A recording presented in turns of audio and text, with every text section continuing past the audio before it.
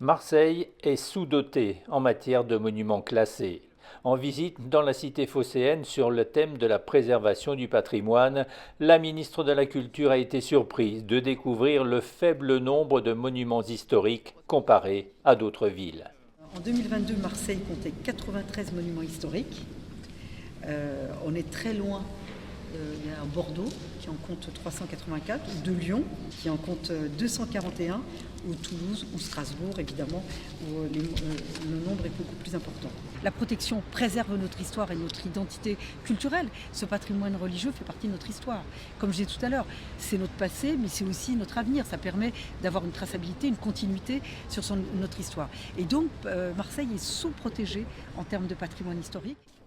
Une enveloppe de 2,3 millions d'euros sera consacrée à la Major. Et parmi les sites bientôt classés, le sanctuaire de la Sainte-Baume dans le Var, la chapelle Matisse à Vence et l'emblématique Notre-Dame de la Garde, dont l'absence de classement a surpris la ministre. À un moment donné, il faut se rendre à l'évidence en termes de moyens, en termes de protection. Et qui aujourd'hui pourrait imaginer que Notre-Dame de la Garde disparaisse ? Vous pouvez l'imaginer. Je ne vous pose même pas la question comme journaliste, comme Marseillais.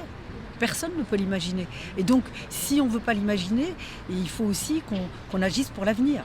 Marseille sans Notre-Dame de la Garde, c'est pas Marseille.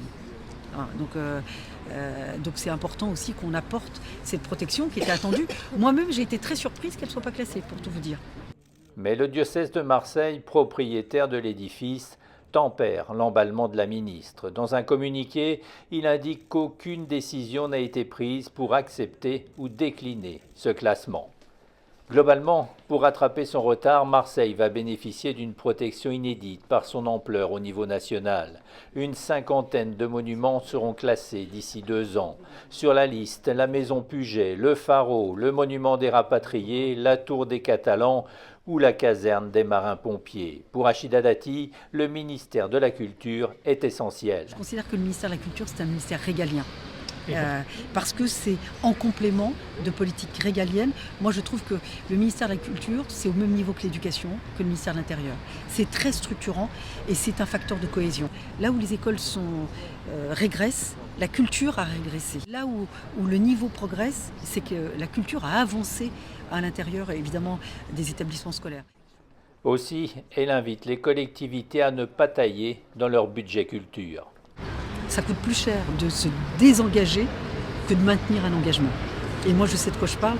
Vous vous désengagez sur la culture, vous le payez, j'allais dire politiquement, au sens de cohésion de la société, beaucoup plus cher.